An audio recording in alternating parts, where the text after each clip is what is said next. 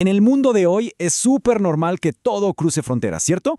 Las vidas, los negocios, las familias, estamos más conectados que nunca. Pero claro, esto trae una pregunta clave. ¿Qué pasa cuando, en un asunto privado, chocan las leyes de distintos países? Bueno, para poner un poco de orden en ese aparente caos legal, existe una disciplina fascinante, el derecho internacional privado. A ver, para que se entienda bien, vamos a meternos de lleno con un ejemplo. Esta situación, que suena casi como un acertijo, es justo el tipo de problema que el derecho internacional privado busca resolver. Y ojo, no es un simple ejercicio teórico, para nada. De esto dependen derechos, obligaciones y básicamente el rumbo que toma la vida de las personas. Entonces, para entender cómo se llega a una solución, primero hay que entender bien cuál es la naturaleza del problema en sí. Aquí está el punto central. El objetivo del derecho internacional privado, o DIP como se le conoce, no es darte la respuesta de una. No, es más bien como un árbitro. Su función principal es decidir qué reglas se usan cuando hay un conflicto entre leyes de distintos países. Y esto aplica para todo, ¿eh? Desde contratos y matrimonios hasta herencias y la capacidad legal de una persona. Ahora, la pregunta es, ¿cómo hacen los jueces para navegar este laberinto? No es que vayan a ciegas. Tienen, digamos, un mapa y varias herramientas a la mano. Es que no hay una única manera de resolver estos casos. La doctrina más moderna habla de un pluralismo metodológico. ¿Qué significa esto? Pues que los jueces tienen distintos enfoques que pueden usar según la situación. Todo para llegar a la solución más justa y razonable posible. La herramienta más común, la que más se usa, es el método conflictual o indirecto. Funciona con 3 pasos lógicos. Primero, el juez identifica de qué estamos hablando, la categoría legal, por ejemplo, capacidad. Luego, usa algo llamado punto de conexión, un dato clave como el domicilio de la persona, para anclar el caso a un país en específico, y finalmente, aplica la ley interna de ese país para encontrar la respuesta. Aquí se ve clarísima la diferencia entre los métodos. El indirecto, el que acabamos de ver, es como una señal de tránsito, no más que indica hacia qué sistema legal ir. En cambio, el método material es mucho más directo. La propia norma de DIPR ya es la solución. Es la diferencia entre decir usa el manual de reglas de ese país y darte la regla exacta que hay que aplicar. Pero bueno, este sistema, aunque suena muy bien en teoría, no es perfecto. Tiene sus propios rompecabezas y, por qué no decirlo, sus trampas, que son fascinantes de analizar. Y aquí es donde la cosa se pone interesante. Imaginemos, un juez en Argentina, siguiendo sus reglas, dice, ok, tengo que aplicar la ley de España. Pero cuando va y mira la ley española, se da cuenta de que esa ley, para el mismo caso, dice, no, aplica la ley argentina. ¿Y ahora qué se hace?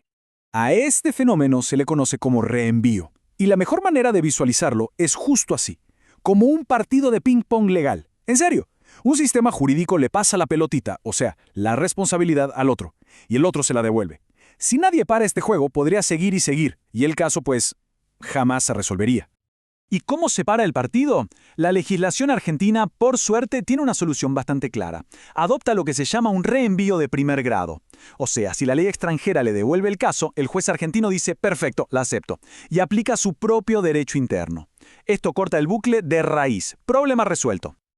Ahora pasemos a otro problema, uno que tiene que ver más con la picardía humana. ¿Qué pasa cuando alguien, a propósito, altera los hechos de su caso para poder elegir la ley que más le conviene?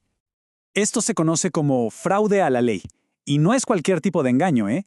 Es cuando se altera artificialmente un punto de conexión clave, como cambiarse de domicilio justo antes de un divorcio, con el único fin de quedar bajo un sistema legal que te favorece más y, claro, evitar las reglas del país que en realidad te correspondían. Para que un tribunal diga que hubo fraude, normalmente busca 2 cosas. Primero, el elemento subjetivo, la intención, las ganas de evadir la ley.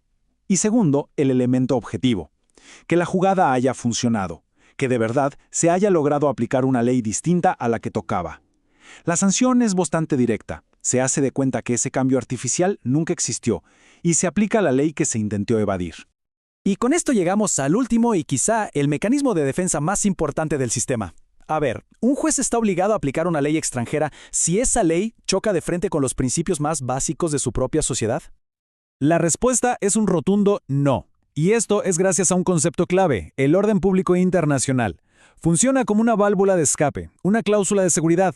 Si aplicar una norma extranjera lleva a un resultado que es totalmente incompatible con los principios de justicia fundamentales del país del juez, este puede, y de hecho debe, negarse a aplicarla. Y lo genial de este concepto es que no es algo estático, no está escrito en piedra, evoluciona con la sociedad. Un ejemplo clarísimo es Argentina. Antes de 1987, la idea de que el matrimonio era para siempre era un pilar. ¿Qué pasó? Llegó la ley de divorcio y ese principio tuvo que ceder ante la libertad de las personas. Y luego, en 2010, con el matrimonio igualitario, el principio de no discriminación se volvió fundamental. Como ven, el contenido del orden público cambia, se adapta a los tiempos. Bueno, ya vimos la teoría, los problemas. Ahora vamos a bajar todo esto a la tierra y ver cómo se traduce en respuestas concretas para la vida de todos los días. Créanme, esto no es un campo solo para académicos. El DIPER afecta directamente preguntas como ¿con qué ley se decide si alguien es mayor de edad? ¿Es válido un matrimonio celebrado en el extranjero? ¿Quién tiene que pagar la pensión alimenticia después de una separación internacional? Pura vida real. Y aquí se ve el mecanismo en acción perfectamente. Para cada tema legal, hay un punto de conexión específico que lo ata a un sistema jurídico. Por ejemplo, la capacidad de una persona se rige por la ley de su domicilio, la validez de un matrimonio por la ley del lugar donde se casaron, y la pensión alimenticia por la ley del último domicilio que tuvo la pareja. Entonces, si hay que quedarse con una idea clave, es esta. El punto de conexión es el corazón del método. Es el ancla que da certeza y predictibilidad y que permite tanto a los jueces como a las personas navegar las complejidades de este mundo tan interconectado.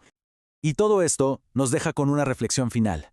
En una época donde las fronteras físicas parecen significar cada vez menos, el derecho internacional privado se vuelve una estructura esencial.